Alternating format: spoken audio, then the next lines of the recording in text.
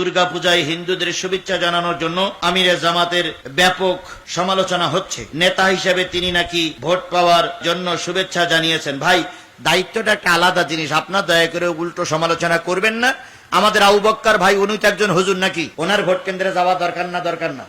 তাহলে আপনারা ভুল বোঝেন কেন ভাই? আমরা তো সেখানে পুজো করতে যাইনি, আমরা তো সেখানে প্রসাদ খেতে যাইনি, আমাদের নেতারা সেখানে তো উলুলু দিতে যায়নি, আমাদের নেতারা সহানুভূতি জানানোর জন্য। কথা বলেন ঠিক না বেঠিক?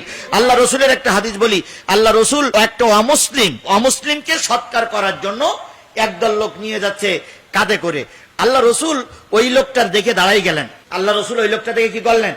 দাঁড়াই গেলেন। এবার সাহাবীরা বলেন, ইয়া রাসূলুল্লাহ, যে লোকটার নিয়ে যাচ্ছে এ তো অমুসলিম।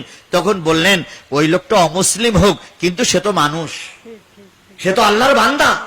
তাহলে সে তার শেষকৃত্য অনুষ্ঠানে নিয়ে যাচ্ছে, আমি কি তাকে একটু সম্মান জানাতে পারি না? আল্লাহ রসুলের এই হাদিসটা আপনারা কেন ভুলে গেলেন? অমুসলিমরা কি আমাদের দেশের ভাই নয়? এই কথা বলেন, হিন্দুরা আমাদের দেশের ভাই নয়?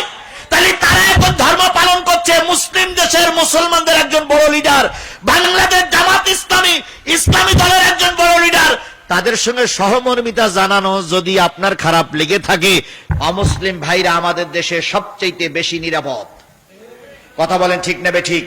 তার জ্বলন্ত প্রমাণ হচ্ছে অমুসলিম ভাইদের দুর্গা পূজায় আমরাই সহযোগিতা করে তাদের দুর্গা পূজার কাজে সহযোগিতা করেছি। এর মানে এই না আমরা দুর্গা পূজা করেছি, তার মানে আমরা বুঝাইছি তাদের ধর্ম তারা পালন করবে, কেউ বাধা দিতে, এটাই আমরা বুঝাইছি। আমরা আবার কিছু কিছু লোক বলতেছে হুজুররা কোরআনের আইন চালু করবে তার দুর্গা পূজায় কেন? ওরা আমাদের ভাই না? ওরা আমাদের ভাই নয়? এই বাজারে মাল কেনা বেচা করেন, শুধু কি মুসলমানের দোকানে বেচা কেনা হয়? হিন্দু দোকানে বেচা কেনা হয় না? যদি হিন্দুদের আমরা মাইনাস করে চলতাম, কোন হিন্দু ব্যবসা নিয়ে টিকে থাকতে?